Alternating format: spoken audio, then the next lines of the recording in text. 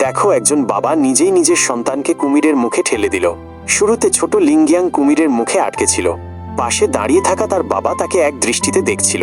তাই লিঙ্গিয়াং ভেবেছিল সুযোগ বুঝে তার বাবা তাকে বাঁচাবেন। কিন্তু যা হলো সেটা কেউ কল্পনাও করতে পারেনি। ছোট লিঙ্গিয়াং বারবার তার বাবার দিকে তাকাচ্ছিল, কিন্তু লিঙ্গিয়াং এর বাবা চুপচাপ দাঁড়িয়ে সব দেখছিল।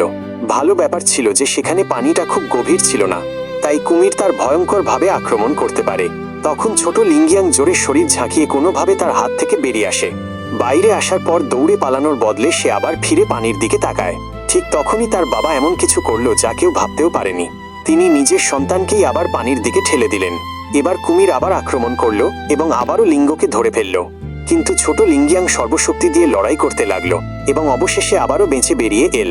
এবার সে বুঝে গেল যে তার বাবা তাকে বাঁচাতে আসবে না, তাই সে এবার সর্বশক্তি দিয়ে দৌড়ে গন্তব্যে পৌঁছে যায় এবং প্রাণে বাঁচে। কিন্তু প্রশ্ন একটাই রয়ে গেল, লিঙ্গিয়াং এর বাবা কেন নিজের সন্তানকে মৃত্যুর মুখে ঠেলে দিয়েছিল?